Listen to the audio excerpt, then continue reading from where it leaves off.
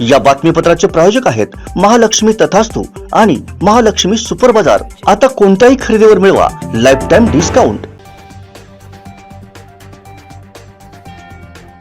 Supreme कोर्टानं दिलेल्या निकालामुळे शिंदे फडणवीस सरकारला कोणताही धोका नाहीये स्पष्ट झालंय। आमदार अपात्रतेचा निर्णय कोर्टानं विधानसभा अध्यक्षांकडे सोपवलाय।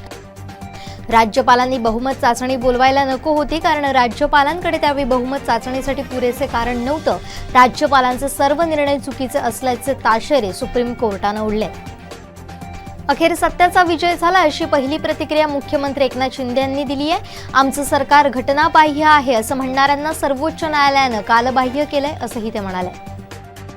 16 आमदारांच्या अपात्रतेचा निर्णय आता विधानसभा अध्यक्षांकडे सोपवण्यात आलाय। बहुमताद्वारे लवकरच निर्णय घेणार असं राहुल नार्वेकर यांनी निर्वाळा केलाय।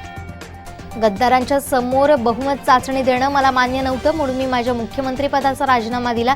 जसा मी माझ्या पदाचा राजीनामा दिला तसा कोर्टाच्या निकालानंतर एकनाथ शिंदे यांनी राजीनामा द्यावा असं उद्धव ठाकरे म्हणाले। महाराष्ट्राच्या सत्ता संघर्षावर सर्वोच्च न्यायालयानं दिलेल्या निर्णयावर आम्ही पूर्णपणे समाधानी आहोत। या निर्णयानं लोकशाहीचा आणि लोकमताचा विजय झालाय अशी प्रतिक्रिया उपमुख्यमंत्री देवेंद्र फडणवीसांनी दिली आहे। आमदाराच्या अपात्रतेचा निर्णय विधानसभा अध्यक्षांकडे असला तरी पक्षादेश माझ्या शिवसेनेचाच राहील असं उद्धव ठाकरेंनी म्हटलंय। त्यामुळे शिवसेनेचे पक्षप्रतोद सुनील प्रभू पक्षादेश देतील असं उद्धव ठाकरेंचं म्हणणं आहे। सर्वोच्च न्यायालयाचा निकाल म्हणजे सत्तेसाठी हापापलेल्या लोकांच्या राजकारणाची चिरफाड केली आहे, राज्यपालांच्या भूमिकेचं वस्त्रहरण झालंय अशी प्रतिक्रिया उद्धव ठाकरेंनी दिली आहे। सुप्रीम कोर्टानं निकाल दिल्यानंतर खासदार विनायक राऊत यांनी सीएम शिंदेंवर निशाणा साधलाय। शिंदेंनी नैतिकता म्हणून मुख्यमंत्री पदाचा राजीनामा द्यावा असं ते म्हणाले।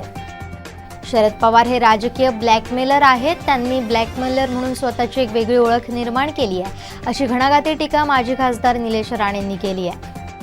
सत्ता संघर्ष निकाल आल्यानंतर आता राज्य सरकारच्या मंत्रिमंडळ विस्ताराचा मार्ग मोकळा झाला। एकूण 19 मंत्री शपथ घेण्याची शक्यता असून मंत्र्यांच्या खात्यांचा फेरबदल होणार असल्याची माहिती समोर आली आहे।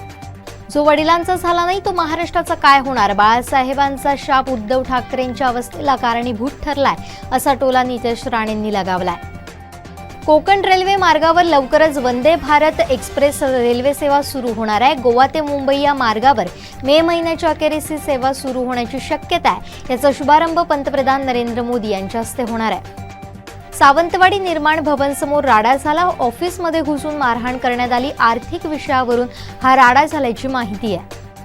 उत्सवासाठी घरातील सर्वजण बाहेर गेल्याची संधी साधत रस्त्यालगतची 2 घरं फोडून एका घरातील कपाटातील सुमारे 21,000 रक्कम चोरट्यानं लंपास केली। ओटवणे देऊळवाडी इथं ही घटना घडली।